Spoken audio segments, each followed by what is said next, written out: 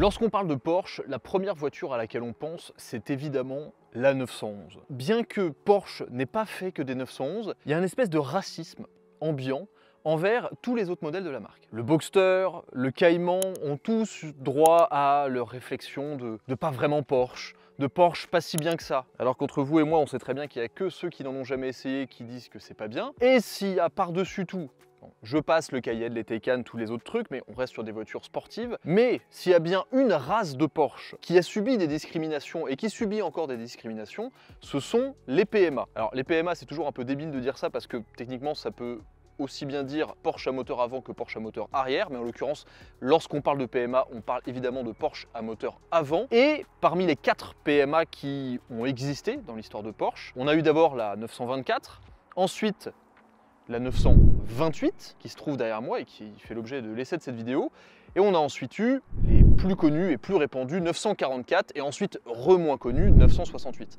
Bon, je vous ai déjà bien parlé de la 968, je vous ai déjà parlé à plusieurs reprises de la 944 Turbo, j'ai jamais essayé de 924, pourquoi pas, mais aujourd'hui je vais aborder le sujet de la Porsche 928 avec un modèle qui est, d'après le propriétaire de cette voiture qui est assez expert en Porsche 928, le modèle le plus sportif, le modèle le plus apprécié de ceux qui aiment conduire. La 928 est connue pour être une voiture vraiment grand tourisme, qui à l'époque valait très cher, qui à l'époque était très compliqué.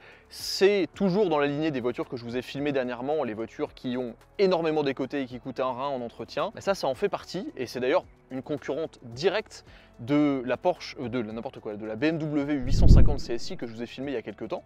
Donc je suis intéressé aujourd'hui de découvrir cette voiture, qui est une Porsche 928 GT de 1989. Je vais vous détailler un peu les caractéristiques de cette bagnole, la comparer bien sûr à la 850 CSI et vous dire si c'est bien ou c'est pas bien. Voilà, je découvre complètement, c'est une voiture que je connais pas du tout, la 928, j'ai jamais eu l'occasion d'en conduire avant d'arriver jusqu'ici avec celle-là. Donc ouais, je suis assez intrigué de lever le voile sur cette voiture, et même si je suis bien conscient que celle-ci c'est l'une des 928 les plus désirables qui existent, ouais, ça peut peut-être donner des idées à certains d'entre vous. Il y a plusieurs personnes qui m'ont demandé pourquoi est-ce que j'avais pas acheté une 928. Parce que j'en ai jamais essayé, puis je connaissais pas trop, mais ça va être l'occasion de le découvrir. Donc c'est parti, je vous propose d'embarquer à bord de la 928 avec moi pour une balade sympathique sur les belles routes de Provence.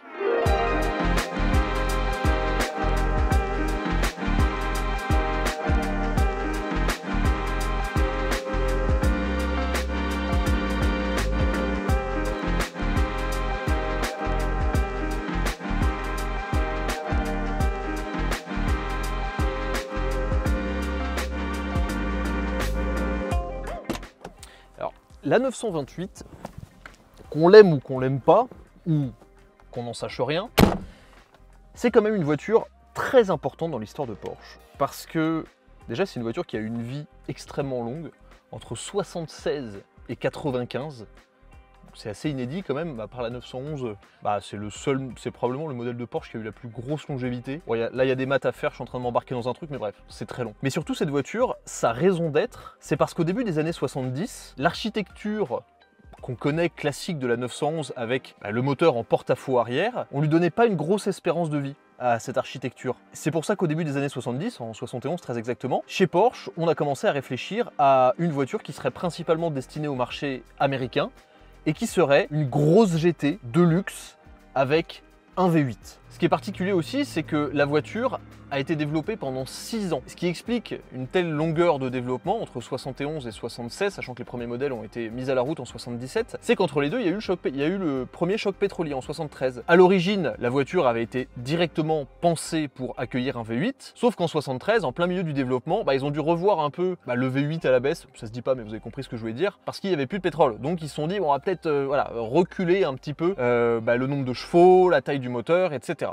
Donc en 76, en 77 exactement, sort la première 928, et ensuite entre 77 et 1995, il y en a eu une tripotée. Alors, j'ai beau être le roi de la fiche technique, j'ai eu beaucoup de mal à toutes les retenir, donc je vais vous les lire, comme ça vous aurez un peu une idée. Alors, entre 77 et 82, c'était la 928, entre 79 et 83, il y a eu la S, qui était une amélioration un peu plus puissante. Entre 84 et 86, il y a eu la 928 S2, donc là encore un peu plus puissante, passage à l'injection électronique aussi surtout. Ensuite, il y a eu la 928 S3 qui n'a pas été commercialisée en France entre 85 et 86. Ensuite, il y a eu la 928 S4, qui est très proche de celle-ci, avec le V8 5 litres 320 chevaux, entre 86 et 91. Il y a aussi eu la 928 S4 Club Sport, entre 88 et 89. Il y a eu la 928 GT, entre 89 et 91, c'est la voiture dans laquelle je me trouve et je vous en parlais plus en détail. Et pour finir, il y a eu la 928 GTS qui est probablement, je pense, la plus connue, avec le V8 5 litres 4 entre 92 et 95, et c'est la dernière évolution. Il y a eu 8 versions différentes. Et cette voiture-là, c'est la 928 GT. Et pour vous en parler, on va démarrer la voiture et aller rouler. Parce que c'est une voiture vraiment assez spéciale. Ça a été fait pour les États-Unis, ça fait un bruit de voiture américaine. La première chose que vous avez peut-être remarqué dans mon geste, c'est que la 928 GT, c'est une voiture assez spéciale. C'est pour ça que j'ai dit en intro que c'était probablement l'une des 928 les plus désirables. La 928 GT, c'est l'évolution de la 928 S4, comme je l'ai dit, qui était équipé du V8 atmosphérique 5 litres qui développait 320 chevaux. La particularité de cette version, c'est que c'est tout simplement une version un peu plus sportive. On passe de 320 à 330 chevaux, notamment grâce à des nouveaux arbres à cam. La voiture est un peu plus légère. Elle est aussi équipée d'une boîte dogleg à 5 rapports, dogleg qui signifie que la première est en bas à gauche, un peu comme une boîte de course. La voiture est équipée d'un autobloquant, ça il y en avait déjà un différentiel à glissement limité à 40%, et c'est une voiture un peu plus légère que la S4. Donc comme je vous le disais, c'est vraiment la version, c'est une version un peu plus sport quoi.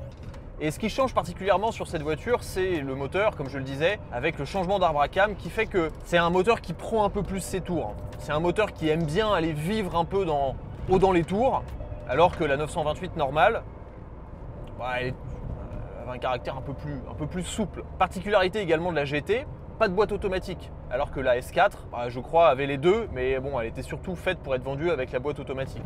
Là, c'est boîte manuelle uniquement, donc c'est vitesse, c'est purisme. Cette voiture en particulier est une GT de 1989, donc c'est les premières 928 GT, équipée du 5 litres, 100% d'origine, avec une grosse particularité quand même, c'est qu'esthétiquement, elle a un kit, notamment des ailes arrière, de 928 GTS, qui est la version qui a suivi et qui avait notamment des ailes beaucoup plus larges. Alors ça se voit bien à l'arrière et je trouve que ça lui apporte une gueule assez phénoménale. C'est particulier à 928 parce qu'aujourd'hui, bon ça c'est une voiture qui vaut dans les 40-45 000 euros, elle a 200 000 km, 206 000 km et bon, c'est pas vraiment une caisse qui est très appréciée des Porschistes et qui est même pas connue des Porschistes en réalité. Personne ne sait vraiment ce que c'est une 928. Pour les gens, c'est une grosse GT qui n'a pas vraiment d'intérêt autre que d'aller tout droit. De ce que m'a dit le propriétaire, c'est assez vrai, mais celle-ci a quand même un peu plus de charme, un peu plus de gueule. Ouais, un aspect un peu plus sportif. La première impression dans la voiture, je vais passer en POV tout à l'heure pour l'essai, enfin même si on est dans l'essai, mais la première impression dans la voiture, c'est déjà l'impression d'espace. On a ce design quand même hyper particulier de la 928 avec une surface vitrée, je l'ai dit la dernière fois dans ma 68, mais là c'est encore pire, digne d'une véranda. C'est-à-dire qu'il y a même les petites vitres latérales là, façon Lamborghini Miura qui sont assez extraordinaires. La position de conduite est très bonne. Alors vous avez vu qu'il y a ce volant tulipé parce que le propriétaire est grand comme moi et le volant tulipé, ça permet d'éviter d'être collé dans le tableau de bord au niveau des jambes et d'avoir une bonne prise en main et le volant un peu plus vers soi. Et en vrai, le fait juste de l'essayer là, ça me donne envie d'en mettre un dans la mienne. Alors que moi, dans ma 68, je suis toujours les genoux dans le tableau de bord et un peu trop loin du volant, enfin c'est un peu bizarre, ça me donne trop envie d'en mettre un. L'intérieur est tout en cuir, il y a un nombre de haut-parleurs absolument dingue, je sais pas combien il y en a, mais 1, 2, 3, 4, 5, 6, 7, 8, 9. Ouais, il y a des haut-parleurs absolument partout. Les petites places arrière, plein de détails spécifiques qui sont vraiment amusants. La console centrale, bon là il y a le PCM qui est le module de navigation Porsche moderne. Les vitres ici. La voiture, malgré beaucoup de panneaux de carrosserie en aluminium ou en plastique, pèse quand même plus de 1500 kg, donc c'est pas léger. C'est aussi ce qui n'a pas aidé à la réputation dynamique de la 928. Mais là, immédiatement, moi ce que je ressens, c'est que c'est une voiture qui paraît un peu lourde parce qu'il n'y a pas de direction assistée, ça se sent. C'est une voiture qui paraît très campée. Évidemment, on a l'architecture transaxe, c'est-à-dire le moteur à l'avant, qui est d'ailleurs en position centrale avant quasiment parce qu'il est très reculé par rapport à l'essieu avant. Il y a énormément de place devant le moteur, c'est d'ailleurs assez rigolo. La voiture se déplace plutôt bien, on sent que c'est un peu lourd, un peu pâteau, mais bon, c'est pas spécialement choquant. Et surtout, ce qui est très particulier, c'est le bruit du V8. Parce que le bruit du V8...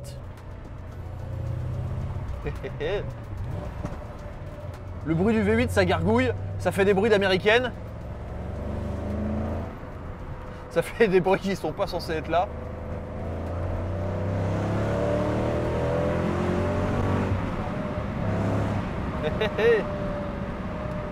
Oh ça, c'est gras.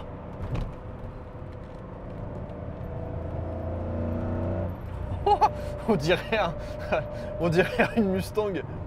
Face à moi, j'ai un tableau de bord qui est très lisible avec un ordinateur de bord que je trouve assez génial. Parce que là, j'appuie sur cette petite gâchette. C'est ça, j'ai l'autonomie restante, regardez, température extérieure, vitesse moyenne, consommation instantanée, consommation moyenne, autonomie restante. Et je peux gérer indépendamment les petits écrans à gauche, à droite. Il y a un régulateur de vitesse sur la voiture, ce qui me fascine pour ces années-là, je trouve ça trop cool. Il y a eau, huile, voltage de la batterie et bien sûr le réservoir. Ici, j'ai les warnings que je pousse, c'est marrant, ces gros boutons là qu'il faut pousser. Ici pour lever les phares. Hop là, vous voyez, les phares, ils sortent vraiment beaucoup plus que sur ma voiture. C'est marrant. C'est génial d'avoir ces trucs là. C'est pas exactement les mêmes, j'ai l'impression. Ici les anti-brouillards sur le côté et là le chauffage du pare-brise. C'est une voiture qui paraît assez campée, assez stable, mais qui tout de suite paraît un petit peu lourde. L'architecture transaxe lui permet quand même d'avoir un bon équilibre. Et bon, quand on rentre dans le virage, on sent vite que la direction demande à la voiture de tourner, mais la voiture tourne pas forcément immédiatement. Je précise que là, c'est pas forcément l'exercice favori de la voiture, parce que c'est des petites routes et là où la voiture se révèle vraiment, c'est surtout sur l'autoroute. Le propriétaire me disait qu'il faisait énormément de routes avec. Oh, le son du V8, je pense que vous l'entendez.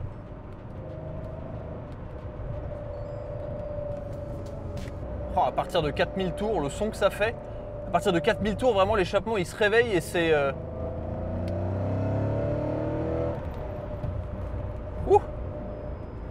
C'est vraiment étonnant comme voiture parce que je retrouve, dans la conduite, je retrouve pas du tout l'ADN Porsche en fait. À aucun moment, enfin franchement, bon il y a marqué Sparco sur le volant en l'occurrence, mais je pourrais être dans quelque chose de complètement différent. C'est ça qui me surprend le plus dans cette 928.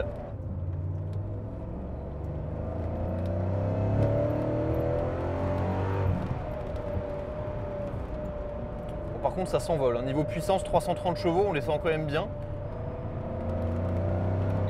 Oh, le son que ça fait, j'en reviens pas.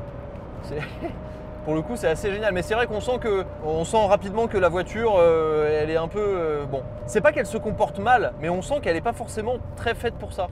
Autrement, j'ai une très bonne position de conduite. Je suis bien face au volant, j'ai une bonne visibilité. À l'arrière aussi, sur les côtés aussi, j'ai pas d'angle mort parce que... oui, comme je disais, il y a une surface vitrée absolument énorme. Talon pointe est facile à faire. La boîte tombe très bien sous la main, boîte 5 rapports.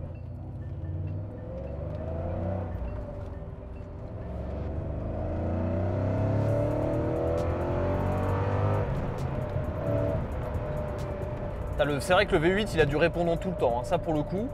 En vrai, le moteur a quand même des caractéristiques assez sportives parce qu'à partir de 3000, ça watt, ça marche vraiment fort. Honnêtement, c'est assez surprenant. Alors forcément, dans des voitures dont on sent que le réglage du châssis n'est pas forcément fait pour la conduite sportive, ça paraît 2 fois plus impressionnant parce qu'on anticipe le freinage et on anticipe les virages. Donc on n'a pas j'ai pas forcément la sérénité de mettre pied-tôle dedans et faire des freinages un peu tard. Mais c'est loin d'être déconnant, honnêtement, je me sens quand même bien dans la voiture. Et là où on sent que c'est pas forcément une voiture qui a des appétences ultra sportives, c'est une voiture qui a quand même un équilibre. En fait, on la sent difficile à déstabiliser. Et tout à l'heure, j'ai fait un petit peu de route avec. Bon, clairement, vous avez tous vu l'essai de Top Gear avec Clarkson qui expliquait que son papa était sur le point de partir et qu'il a dû rentrer à l'hôpital très très vite et il était en Porsche 928 et il disait que voilà, là où la 928 lui avait permis de voir son père avant qu'il parte, c'était grâce au fait qu'elle était capable de rester à 260 km/h sur l'autoroute. Un soir, ma mère m'a appelé pour me prévenir que mon père était mourant, qu'il était à l'hôpital à Sheffield et qu'il fallait venir le plus vite possible. Et 250 km plus tard, le poulet était encore tiède et mon père toujours en vie. Il est mort une demi-heure plus tard. Si je n'avais pas été dans une voiture capable de rouler à 270 km/h, je n'aurais pas pu dire au revoir à mon père. C'est un peu ce que je ressens dans cette voiture. C'est une sensation de voiture très posée, très faite pour le voyage en fait, plus que faite pour la conduite sportive. Néanmoins, ça a quand même des appétences sportives quand même, mais en fait c'est rigolo, j'ai pas vraiment de sensation de ce que fait l'avant, j'ai pas vraiment de sensation de ce que fait l'arrière, je sais juste que la voiture elle est là, elle a du grip. Alors faut noter aussi que la voiture est chaussée en Pilot Sport Cup 2, en revanche le son que ça fait ce V8 là, j'ai l'impression d'être dans une américaine. Et au lever de pied aussi ça fait du bruit, ça fait des gros gargouillis là. Non mais ça fait un son génial. Par contre ça s'envole hein. Alors le talon pointe n'est pas facile parce que la pédale de frein est plus haute que l'accélérateur.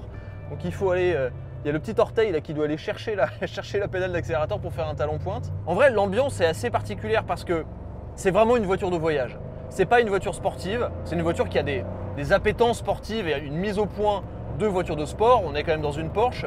Mais c'est clairement pas une caisse avec laquelle j'ai envie de faire ça plus que ça. C'est rigolo. En revanche, j'ai envie d'être sur l'autoroute, de cruiser à 150 km/h et de mettre piétole et que ça reparte quoi. Et je sens que voilà, ce moteur il est vraiment fait pour ça. Si je ressens ça dans la GT, qui est techniquement la voiture la plus sportive de la gamme 928 et de l'histoire de la 928, je me dis qu'effectivement les autres ça doit vraiment être des bonnes grosses mémères quoi. Certains d'entre vous vont peut-être me dire que la GTS, la version qui est sortie après, qui a terminé la 928, enfin qui a terminé la gamme de la 928 est certainement plus sportive. Eh ben non, parce que le 5 litres 4 330 chevaux est connu pour être un peu plus un peu plus dans le couple, un peu plus dans le côté GT. Alors certes, c'était la plus large, etc. Celle que les amateurs de conduite un peu sportive veulent, c'est celle-ci. Non mais le son, mais c'est pas dénué de sportivité, hein, vraiment. Non mais le son que ça fait, c'est démentiel. C'est absolument génial. Oh oui!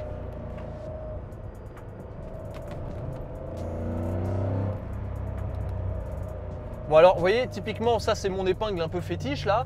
Bon, dans cette bagnole, je vais pas forcément essayer d'aller faire des dingueries parce que je le sens pas trop.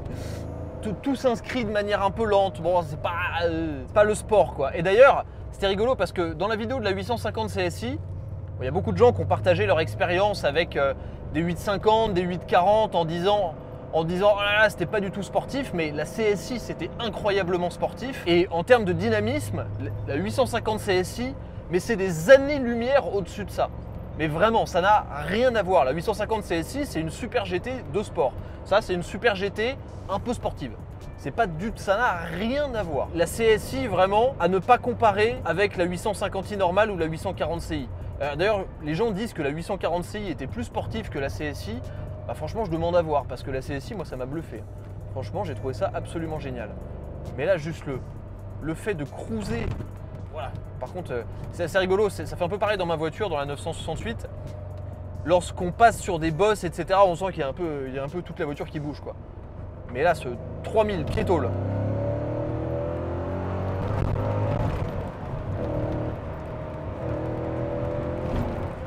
Oh là là, puis la voiture, elle pompe et tout. Mais pourtant, elle reste bien stable sur la route. Hein. C'est pas... Et puis ça freine plutôt bien. Wouh! Au-dessus de la petite bosse, là, j'aime bien cette bosse parce qu'elle me dit vite le comportement d'une voiture. Et la voiture, elle a fait... Mais ça reste bien maintenu, c'est ça qui est amusant. Mais c'est là où on voit que la voiture, elle est faite pour cruiser à 300 en fait.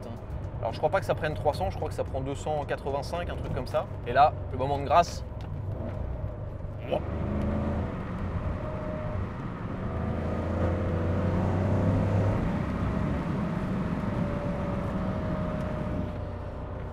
C'est assez superbe quand même. C'est assez superbe, mais par exemple, par rapport à la 850, limite, j'ai l'impression que c'est archaïque. Ce qui est amusant. C'est amusant parce que c'est pas du tout aussi dynamique, c'est plus pâteau dans les virages, tout prend plus de temps. La 850 CSI, je pouvais vraiment la conduire avec du gros rythme, c'était hallucinant. Là, Ça prend plus son temps. Alors honnêtement, je pense clairement que ça, c'est une voiture avec laquelle il faut vivre, avec laquelle il faut passer du temps pour vraiment la comprendre, en apprécier les qualités. Parce que si vous essayez juste une 928 pour 20 minutes ou pour un petit essai, en fait la première chose qu'on fait avec ces voitures-là, c'est on tape dedans, on essaie de conduire un peu sportivement, etc. Mais généralement, ça amène à rien. Ça amène à rien parce que c'est pas fait pour ça. Et du coup, on se dit, bon, voilà, ça n'a pas le côté immédiat fun d'une BMW M par exemple ou une Porsche, une 911 ou un Boxster ou un Cayman. Là ça prend plus de temps.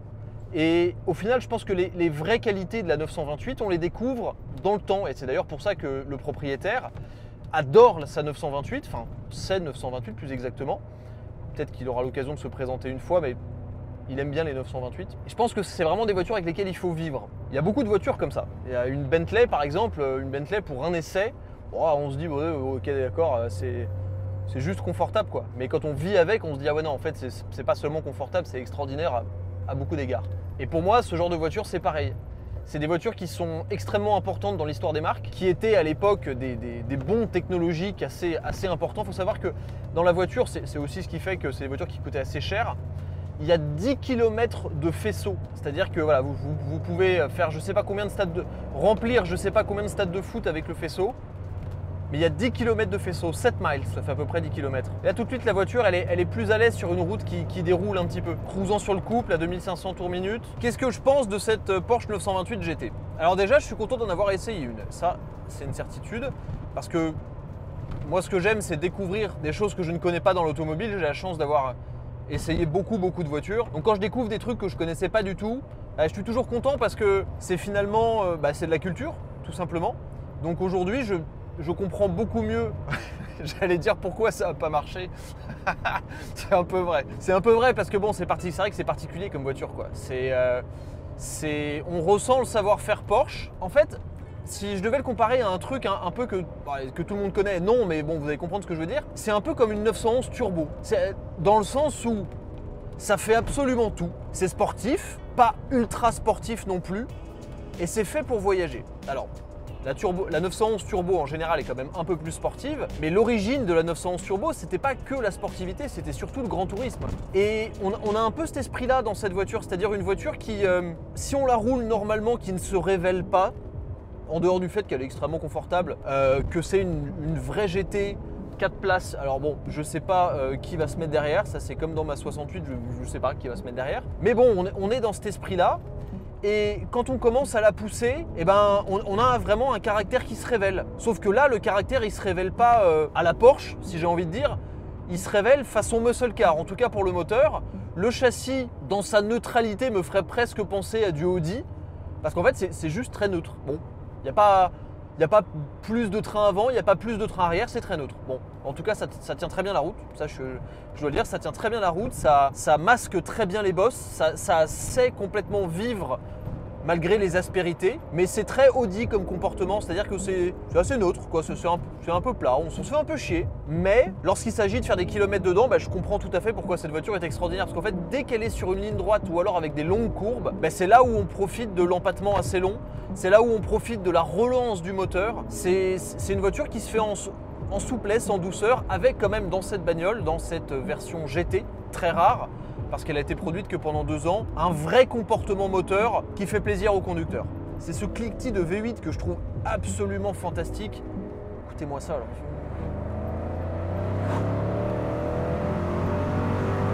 America! Et après, il faut freiner. En vrai, j'aime beaucoup. Je vois pas dans quel monde j'achèterais ça, très honnêtement. Mais c'est pas du tout dénué d'intérêt. En fait, voilà, c'est comme la plupart des grandes GT. Alors, vous allez me dire, vous me connaissez quand même. Vous savez quand je prends beaucoup de plaisir ou pas. Là, je vais pas dire que j'en prends beaucoup, mais je suis content parce que c'est quand même une voiture qui a une âme. C'est une voiture qui a beaucoup de caractère. Juste, c'est pas très fun, quoi. Il y a beaucoup de gens qui disent que les 928, c'est pas fiable. Et dans l'ensemble, c'est assez faux parce que je me suis renseigné auprès de plusieurs propriétaires de 928, dont le propriétaire de celle-ci qui a eu beaucoup de 928. La réalité, comme pour pas mal de voitures, c'est qu'il y a un moment où ça valait rien du tout.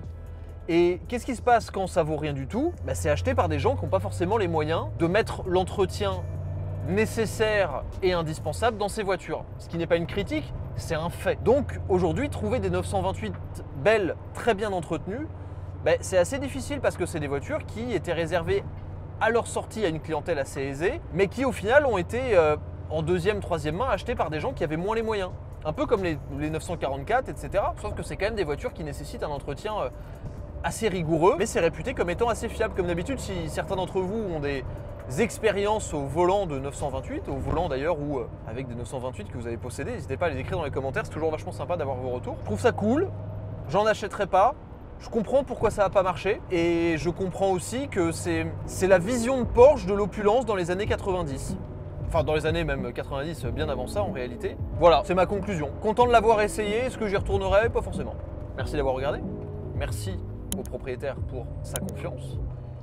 Et je vous dis à très vite sur The Glow Driver. En vrai je suis content parce que c'est une petite série de bagnoles que En vrai le moteur il rend un peu con quand même. J'aime bien.